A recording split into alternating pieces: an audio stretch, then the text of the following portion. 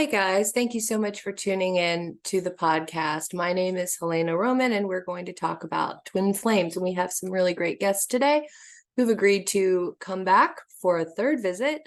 We have Lee and Sherry Patterson. Excuse me. We have Lee and Sherry Patterson today who are going to come and discuss with us the questions that you guys have sent in about twin flames. So they should be here in just a second. And I have your questions all queued up to go ahead and have those answered for you here on the show. And hopefully the cat, Mr. Freeloader, will make an appearance like he always does.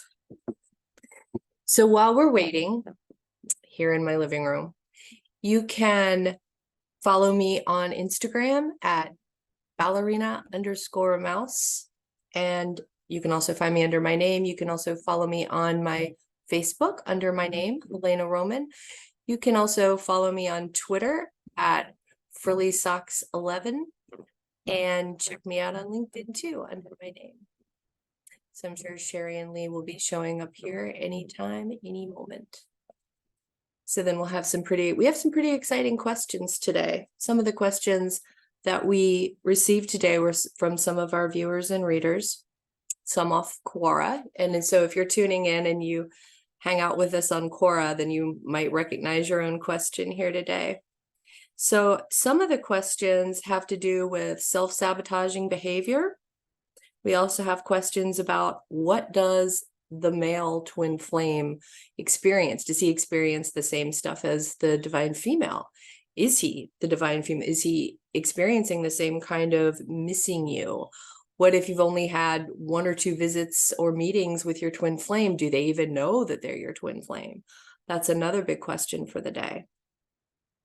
And another question that we have is, what are we going to do so far as ascension? Is there anything that we need to do apart from maybe inner work, or is it a bad idea to learn about twin flames?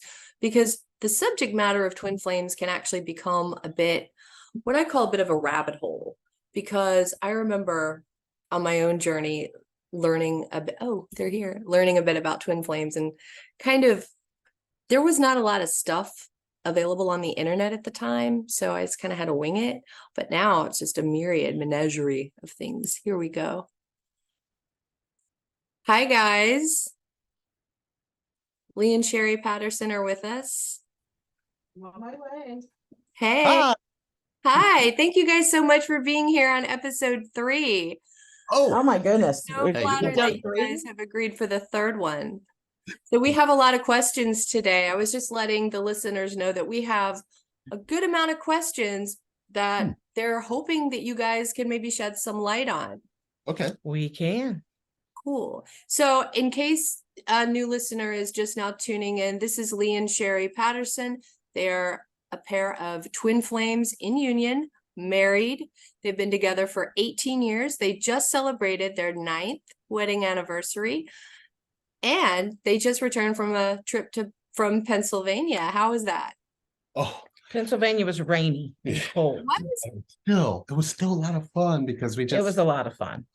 You know, that's the thing about the rain. When you're in this connection, it just slows down and makes everything beautiful. What do you want?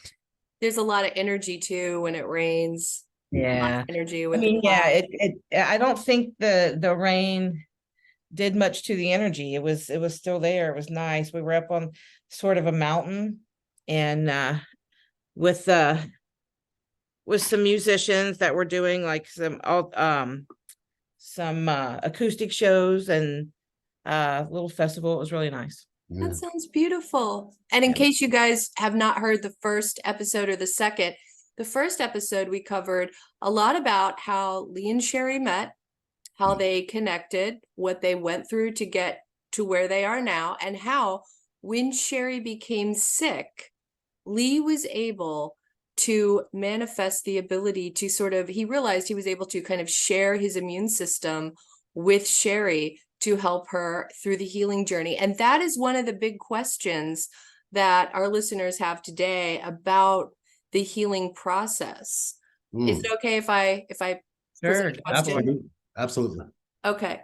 So one of the first questions the first question we have is from Nat. Hi, Nat. Hi, Nat. And she wants to know, she said, what if somebody has self-sabotaging behavior in the connection and distances themselves from you? So despite struggles, her feelings for him remain constant.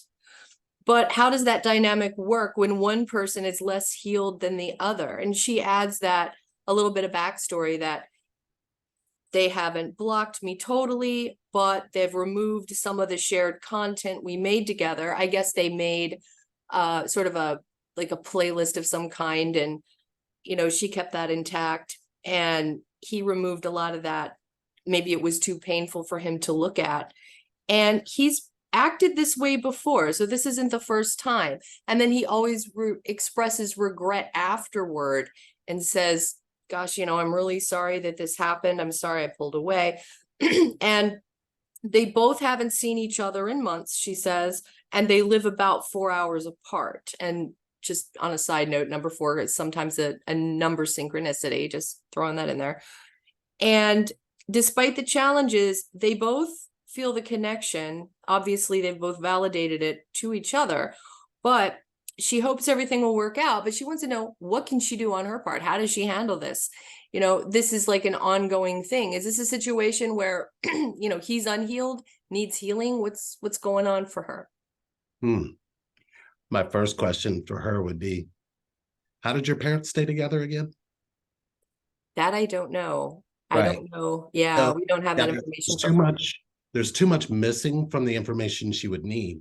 So if she's used to having 2 parents, 2 people she's connected to apart, it explains the 4-hour distance. It explains like the temporary connection that she's experiencing. I'd probably ask her, how did she feel about that when that happened?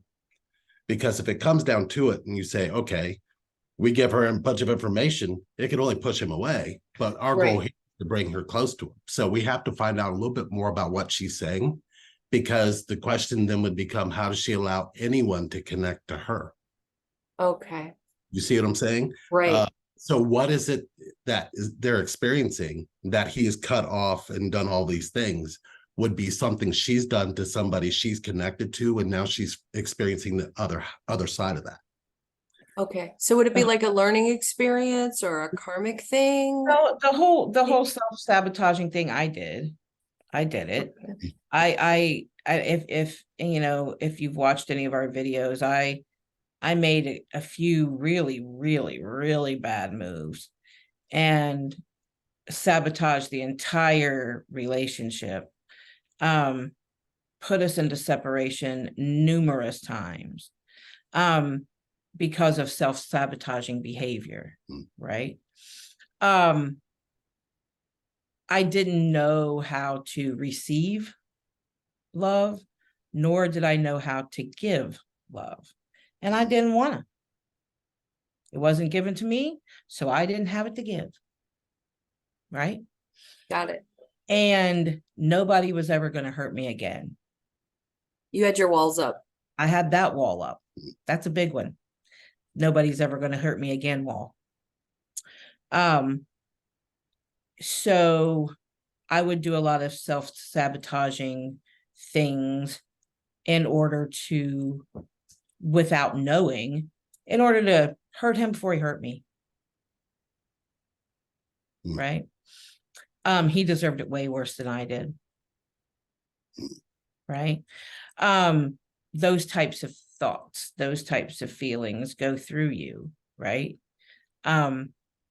This particular connection, versus all the other connections that I've had, would be the one that's my annoying ringtone that we forgot to turn on, because it would have got louder and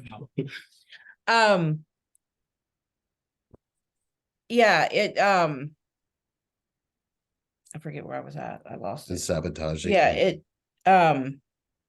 I didn't. I was right in the middle of saying something, and I literally forgot it. But there were so many things I didn't want. Oh, that was it. It came right back to me. This particular connection, this particular one, could potentially be the one that just knocks me completely off my axis. That pain would be worse than a liver transplant's physical pain, right? The mental and emotional pain would be detrimental. And my head's construed that, right? Because my head has to take that, because my heart, my soul can't handle that type of pain. So my head takes it, right? And then what my head wants to do with it is go on ahead and get it over with and sabotage it and do to him what he's going to do to me anyway, right?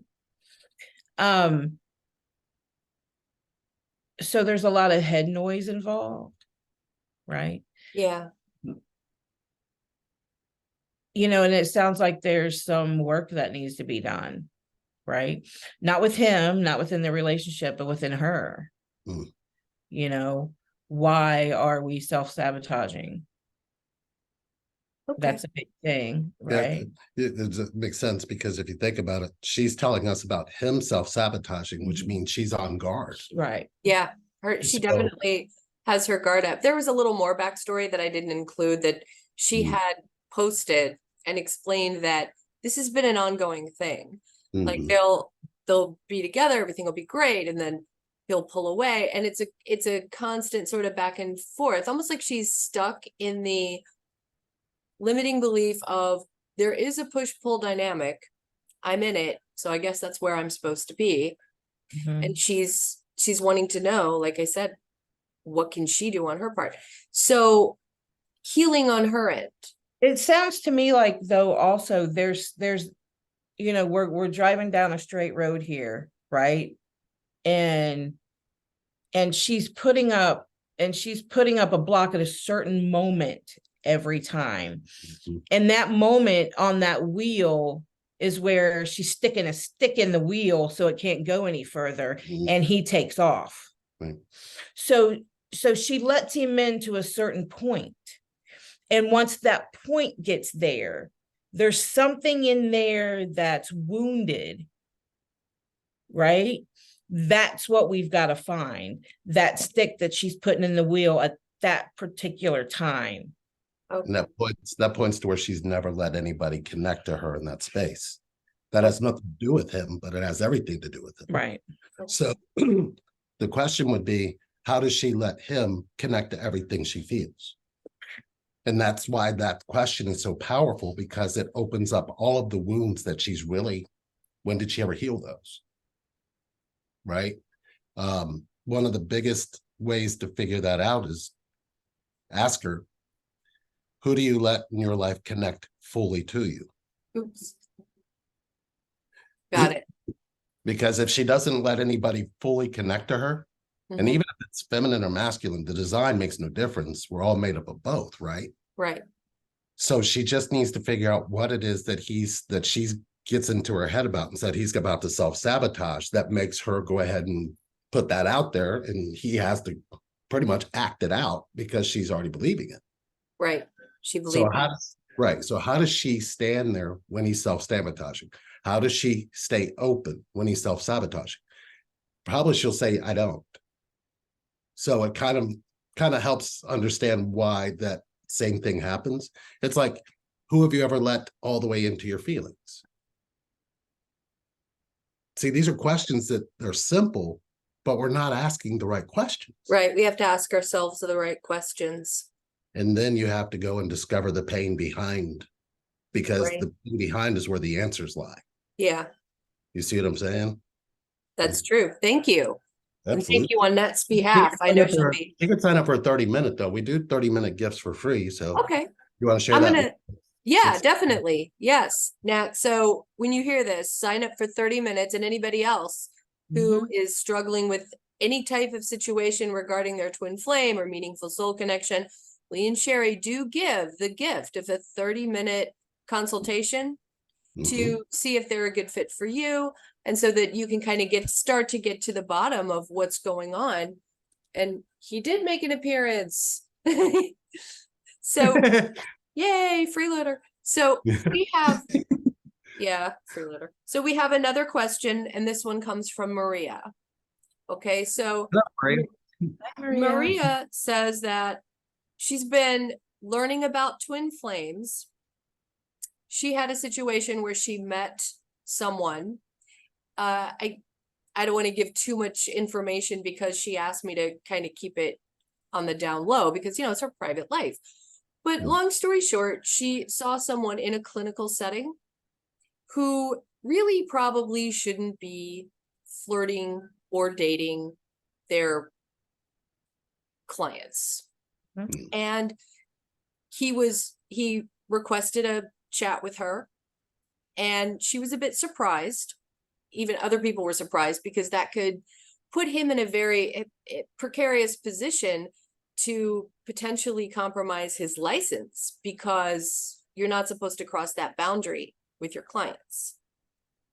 So she was surprised.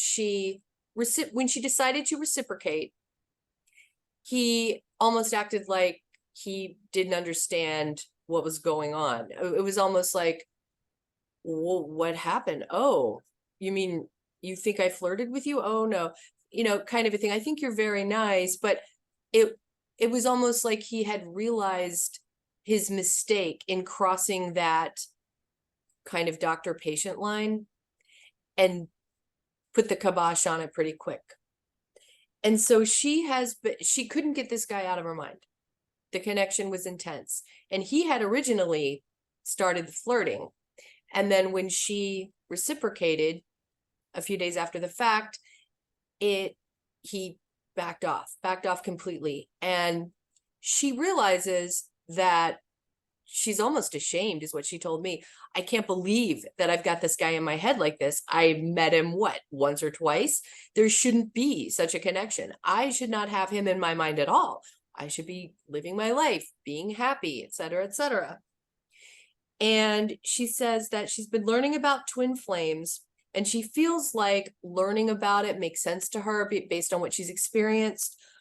And it's providing her hope, but she also wonders if learning about twin flames could be counterproductive for her, because she feels like she's going down a rabbit hole. She feels like it might be bad for her to focus on the label of twin flame or the idea of twin flame. I remember thinking that too. The idea of twin flame, when, twin flame has recently gotten kind of a bad rap because of one select situation that really doesn't have anything to do with the collective of twin flames at all. Just one bad situation. Right. So, people that she talks. Bad situation. Yeah. I mean, we're not going to call anybody out on the program. We're but not. Long story short, it was just not indicative of a twin flame situation, right? Anything to do with it at all. Right. So, but everybody in the world has seen it, and most people. Oh, well, let's hope not. Let's hope that. Well, let's kind of. So she's like, should I learn about twin flames? Should I embrace this journey and continue inner healing and moving forward and thinking of this guy as my twin flame, when basically he said no? He's put the kibosh on it, cut off. There's no communication at this point. I'm curious if that person, if the male in that situation is married. He's not married. Okay, that's good to know. Yeah, no, he's not. I don't know. He's not married. Okay. He is younger. I do remember that. Yeah, she did say he was a little younger, but her energy is very young too. That's what I would have to ask them. How does she know when a man's flirting with her? She can sense it. He asked her for like a video chat randomly on I think it was like a weekend or something. She was busy doing things, and she had an appointment with him like a week or two before, and all of a sudden he's reaching out to her, hey, would you like to chat with me on video and tell me how's your week? And he didn't talk to her when she finally agreed to chat with him face to face through the video chat. He didn't really discuss the reason she went to see him. What did he discuss? How was your weekend? How are you doing? How are you feeling? What are you up to? Kind of like you and I would talk. as friends. Right. So she viewed that as flirting because it is really overstepping boundaries. Well, we talked to our doctor and we kind of asked him how his weekend's doing, how he's doing, and he kind of asked. So that's why I'm kind of curious, because our doctor, we literally see the same doctor and he knows that we're connected. We so see him at the same time. We're in the same room at the same time with him. Yeah. But we don't see him as flirting with us. He hits us up on the weekends. But yeah. And my husband is in medicine, as you guys might know. And, you know, his thought was, well, she went to see him for a type of visit that might be considered elective, not covered under insurance. So maybe that's part of his marketing. Maybe he reaches out to people and says, hey, you know, how was your weekend? Trying to build a rapport in order to make a sale. Yet he didn't discuss anything related to that with her. So I thought that's kind of overstepping the bounds. And when I explained the scenario to my husband, he was like, he called her on the phone, like FaceTime, video, Skype, whatever. That's unusual. I mean, he talks to his patients on the weekends too, and he has a lot of friends who are his patients. But if he met somebody just one time, he's like, you don't just call up and flirt with somebody. So she's at a loss. I would find that a little bit odd, honestly. I mean, it's not odd because our doctor does it, but yeah, he always talks about the medical aspect of it when we're on the phone with him. It's not any kind of casual thing. It sounds to me like this was a little bit of a casual conversation. He stopped himself. He knew that he was stepping over a line. And that isn't even the issue here. The issue here is why her focus is completely on this guy now. She can't, she knows logically right to move forward, date people that are available, because this guy's basically told her unavailable, and she can't get him out of her. So the question for her is, when did masculine energy you're connected to ever do something that they just left everybody and made her the focus? Because she's really kind of telling us more about what wounded her versus what didn't. And somebody who'd risk everything for how they felt about her, when has she ever had that in her life? Okay. You see what I'm saying? Yeah, because I'm not sure she's ever experienced that before. There's a feeling, and when you were describing, why would he do this? Why would he risk everything? Why would he? All of those things there means that she's never seen somebody she's connected to do everything just for her. Okay. And whether it's masculine or feminine makes no difference. She's still pointing to a point in time and connection where that's never happened for her. So who would she become if she was connected to somebody who would give up everything just for her? And that's probably, if she's looking for information on twin flames, she needs to first realize that it's about how you connect to you, connecting to you. And that would include no thought. Because what happens is they get trapped up here and they this big story, and she says, I can't stop thinking about him. That's where she is. She's not saying I can't stop feeling it. There's a difference. So, connection is about feeling, not about thought. The relationship's more about thought. So she's looking for a thought to create more of a relationship out of what the experience is, but she's not talking about her feelings and what they can be connected to. Does that make sense? It makes sense. Okay. Yeah. So thank you. All right. So Maria, you got it. You heard it from Lee himself. So we have Mary who wrote in. She's excited to have you guys. Hi, Mary, in case you're watching right now. Well, later. So she says, what should she do in terms of ascension, 4D and 5D concepts? She says, I think I'm on the twin flame journey. I think that she, obviously there's someone in her life that makes her feel that way. Is there anything she needs to do on her end so far as ascension? Should she take a class? Should she read books? Should she I don't know, travel to visit the monks. What can she do? Or is this going to happen naturally? Well, I want to say this for her, and then kind of revert back to the other question too, as well. You know, looking things up and researching things can be harmful or progressive, right? Either or. We get a pain in our finger and we go to WebMD, and next thing you know, our finger's getting chopped off. Yeah, you know, Google's not the place to go for medical information. Right. Yeah, I personally feel like too, and I know that it sounds contradictive, but the internet is not the place to go if you're looking for it to inflame information. However, that's counterproductive considering that's where we're at. Right. But it's very much the same concept as just like clicking on WebMD every time you get an ache, or every time you get a pain, or every time you get a headache, right? We go to different avenues to find. It's so profound, and it's so important. We go from different avenues, different places to search for the answers that we want to hear. Right. That's true. That we want to hear. The people that we resonate with, because they're saying what I want to hear, not what you need to hear, what you want to hear, right? And then we end up in a cult. But let's back. I think we're gonna slide it. Let's backtrack. I love it. Let's backtrack. Then we end up for the win. We really end up following people. I can honestly put this out there and say this right now.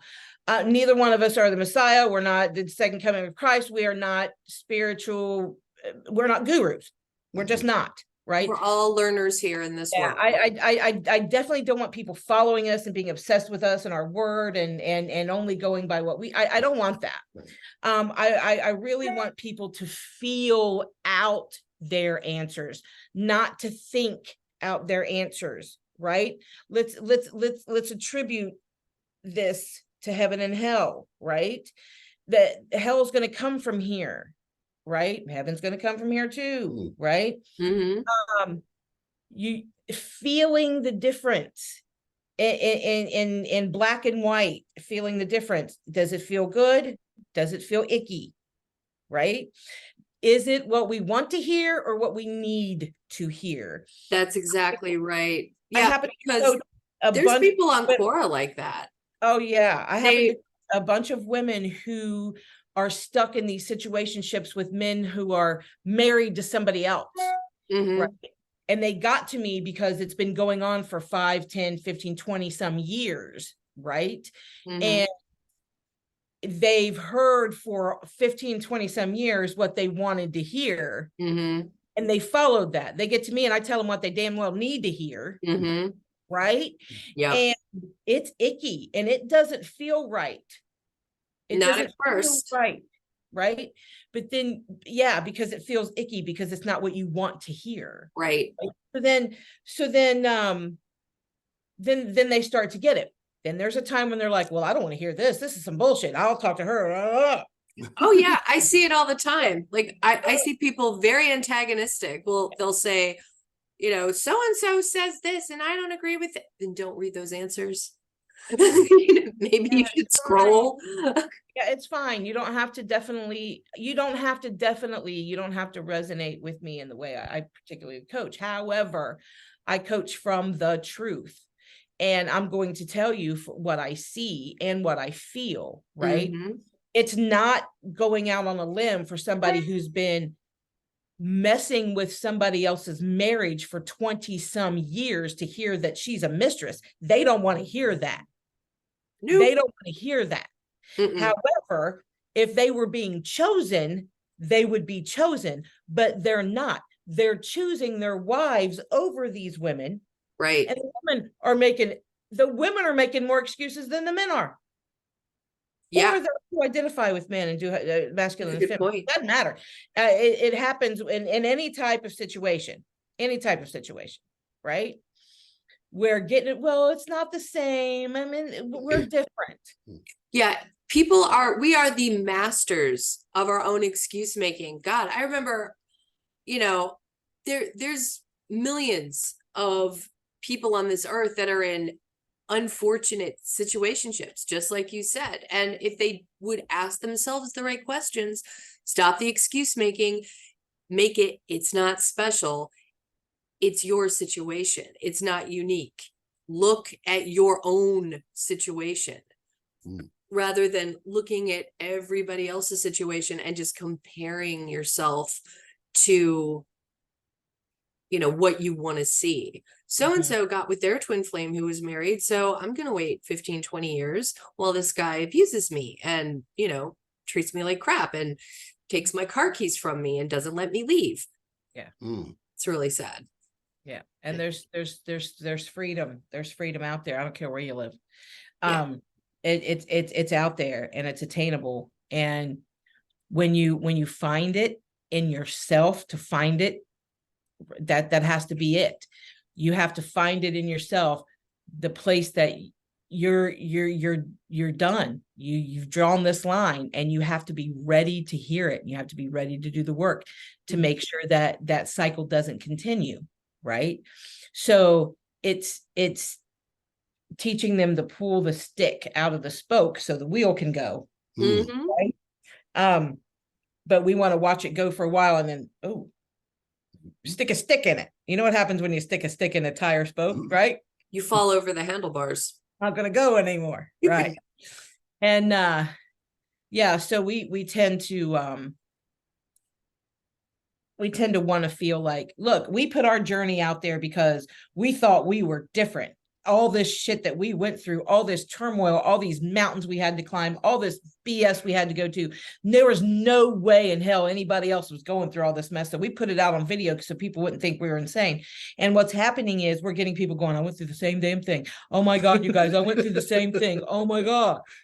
You're kidding. All the synchronicities, all these things. I'm dealing with this. What do we do? Right. Yeah. And it's because I didn't want to give 70 million excuses. Right?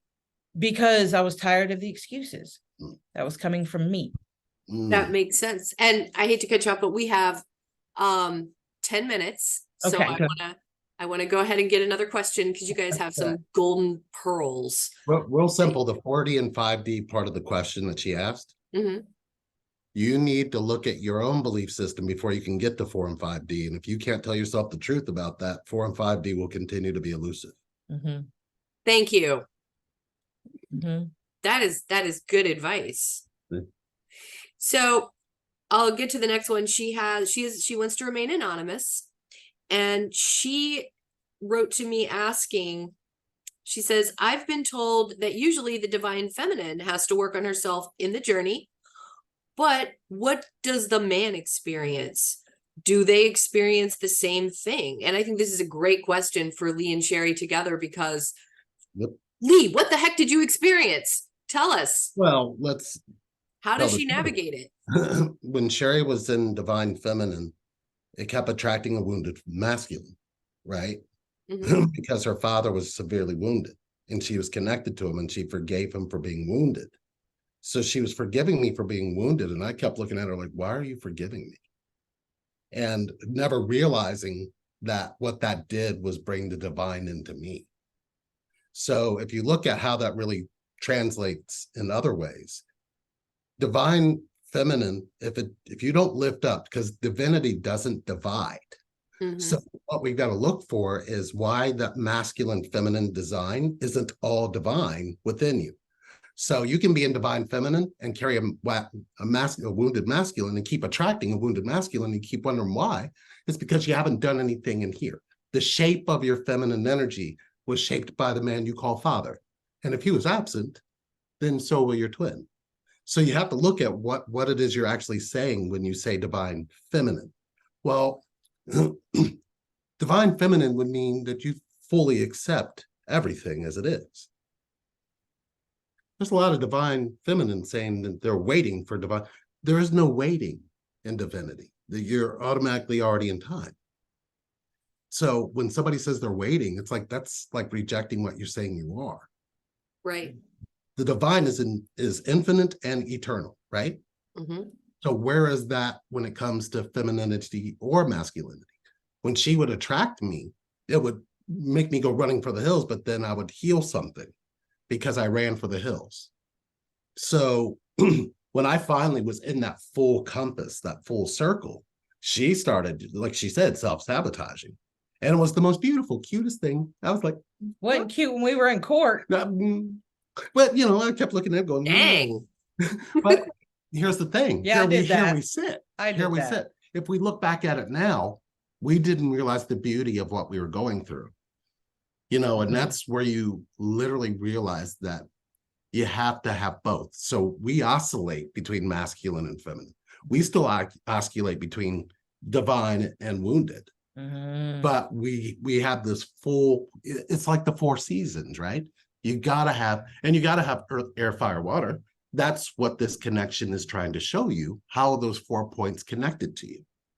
And this connection, well, she's the fire, and I'm the water, but together we have air, and it's beautiful. It's like this whole accumulation of all these things that when we look at it, we're like, wow, we did all that. And we look back and we think we tore up the road. We're getting ready to look back. And that's we're getting ready to do we're going to go through our journey starting this Saturday. We're going to go on there and we're going to do like a tell-all watch party. That's right. So I want to tell the viewers, Lee and Sherry are going to do a kind of tell-all watch party. And is this going to be live where people are going to be able to chat? And yes, in Zoom. It'll be a group. It'll be a group. Okay, perfect. Yeah. And so where can they sign up to see this? Because it's on our website. Which is relationshipreinvented.com. Okay. One word. It's going to be real interesting how this goes down. First of all, I've got a ton of excitement, but there's also this deep icky feeling maybe in my chest and in my stomach that's like, are you sure you want to do that? But you're going to be helping so many people, because so many people who are going through similar questioning, we have never watched any of our videos, so this would be the first time we're actually viewing it with everybody else. The self-judgment is going to be there, I promise. I don't want to, but it's going to be there the second the video comes on. I'm going to get it out of the way be like, ooh, look at that hair, and that'll be it. But it's going to be, we're going to have this group of people. So it's for 30 months. You can pay like per month, or we're doing a VIP thing for those who want to pay in advance, and then they get a session a month. They get a session a month with us, and so if you sign up, you can do it for 30 months, which is basically like a crash course in making your journey easier. At the same time, they get a session a month with you. Session a month if they pay in advance. By paying in advance, if they pay in advance, they not only get a session with us a month. They'll get a gift in the mail from us every month for 30 months. I got the neatest spiritual profound things we'll be sending out to our VIP members every month. And throughout the 30 months, from time to time, we're going to be running contests and things like that. But then our VIP members are going to get to, whoever wins a contest or whatever, pick one of our other videos that's not in our journey, and we're going to set and do a watch party with those videos.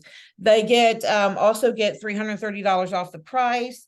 They also get a big discount off of our other programs. So if you pay in advance, there's all kinds of perks. Benefits. You can pay monthly as well, and follow along with this monthly as well. So the big idea behind us watching the journey is we're going to turn this connection kind of into a Montessori school, where we're going to be the students. And of course, pain is going to be the number one teacher. I mean, that's who everybody has to report to anyway.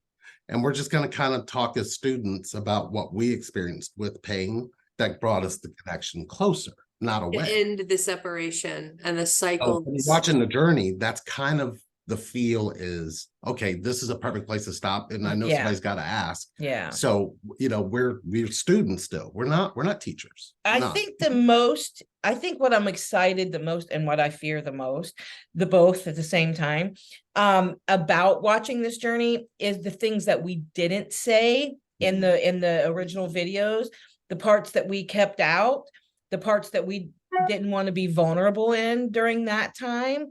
We are going to be talking about those things and other things that had happened and things that consequently happened after that. So we're going to be adding so much information that they didn't get in the original videos that would make story. Yeah. We're really excited. I promise it's going to be emotional and it's going to be vulnerable.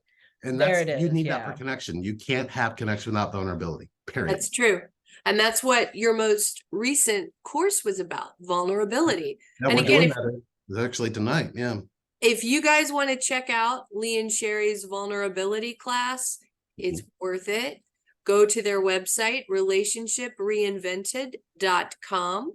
You can also email Lee and Sherry at relationshipreinvent@gmail.com. So to email, it's relationshipreinvent@gmail.com, and then go to their website, which you can also find their email on, at Relationship Reinvented. Yeah, and our YouTube channel has all that information as well. Yep. Much easier. Follow them on YouTube. Type in Lee and Sherry in YouTube and it all comes up. Yep. If you type in Lee and Sherry Twin Flames anywhere in Google, you're going to find them. You're going to find and don't forget, you guys can come on Monday nights at 7 p.m. Eastern, and there's Ask Sherry. Yeah, which all of these questions, everything that you're getting, if they need it like real time, she's there every Monday. Yep. So thank you guys so much for being here. It's been awesome. Yeah. And I know I'm going to have more questions for next week. Do you guys feel like doing it next week? Sure. Yeah, absolutely. Let's do it. Let's do it.